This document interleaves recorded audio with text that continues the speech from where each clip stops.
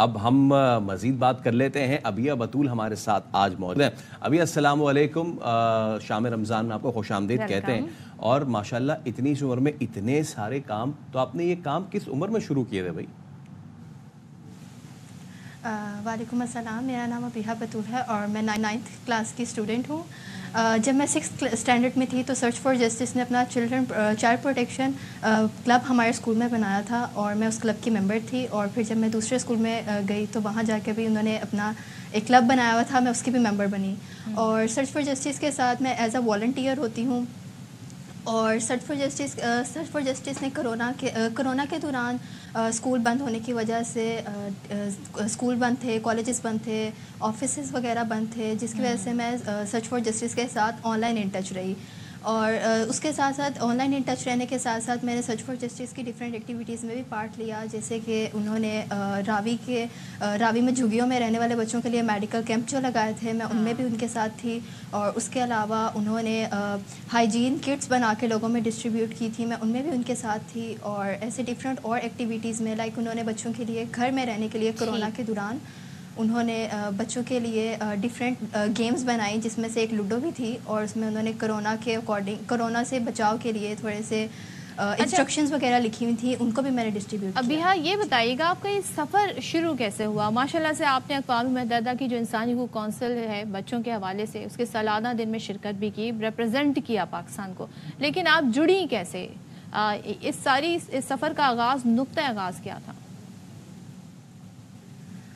جب میں نے فرسٹ ٹائم ان کے ساتھ ایز اے والنٹیئر کام کیا تو مجھے یہ کام کافی آ کہ نہیں میں ان کے ساتھ اور بھی آگے ان کے کاموں میں ان کا ساتھ دوں اور ایز اے والنٹیئر ان کے ساتھ کام کروں. تو اس چیز نے مجھے موٹیویشن دی کہ یہ کام بہت اچھا ہے, تاکہ ہم بچوں کو بھی پتہ چلے کہ ہمارے رائٹس کیا ہیں اور ہم اپنے آپ کو کیسے پروٹیکٹ کر سکتے ہیں. تو اس چیز نے مجھے زیادہ موٹیویشن دی اور میں نے سرچ فار جسٹس کو ایز اے والنٹیئر جوائن کیا. ابیہ یونائٹڈ نیشنز گئی آپ ماشاءاللہ سے, مطلب خواب ہوتا ہے لوگوں کا لیکن فیو سلیکٹڈ ہی بیچارے جا پاتے ہیں. بتائیے ذرا کہ اقوام متحدہ کا آپ کا ایکسپیرینس کیسا رہا؟ وہاں کا ایکسپیرینس کافی مزے کا تھا. ایز وہاں یو این میں پورے سال میں ایک دن رکھا جاتا ہے جسے annual day on the rights of children کے طور پہ منایا جاتا ہے, جہاں دنیا بھر سے بچے آئے ہوتے ہیں اور وہ اپنے ملک کے جو مسائل ہیں اور وہاں کے بچوں کے جو مسائل ہیں وہ سب ڈسکس کرتے ہیں. تو وہاں اس لیے میں اپنے آپ کو وہاں ریپرزینٹ کیا کہ پاکستان کے بچے بھی کسی سے کم نہیں ہیں, کہ اگر وہ بھی وہاں جائیں انہیں بھی وہاں بولنے کا موقع دیں تو وہ بھی اپنے مسائل وہاں ڈسکس کر سکتے ہیں. زبردست. تو ویسے آگے کیا گولز ہیں آپ کے اور کون سے ایسے پروجیکٹ ہیں جن پر آپ کام کر رہی ہیں؟ میرے آگے جو گولز ہیں, ابھی تو خیر 20th کو میرا فائنل بورڈ ایگزام ہے, تو ابھی میرا جو مینلی فوکس ہے وہ میری اسٹڈیز پہ ہے. اور باقی میرے جو گولز ہیں وہ یہ ہیں کہ میرے پاس جو انفارمیشن ہے چائلڈ رائٹس کے اکارڈنگ اور آن لائن سیفٹی پہ, میرے جو مین ٹاپک ہے وہ ہے آن لائن سیفٹی. کہ مجھے ایسا لگتا ہے کہ بچوں کو آن لائن سیفٹی کے بارے میں بھی پتہ ہونا چاہیے. لائک میری عمر کے لڑکا اور لڑکی جو ہیں وہ کافی زیادہ آج کل بچے آن لائن بہت زیادہ ہوتے ہیں.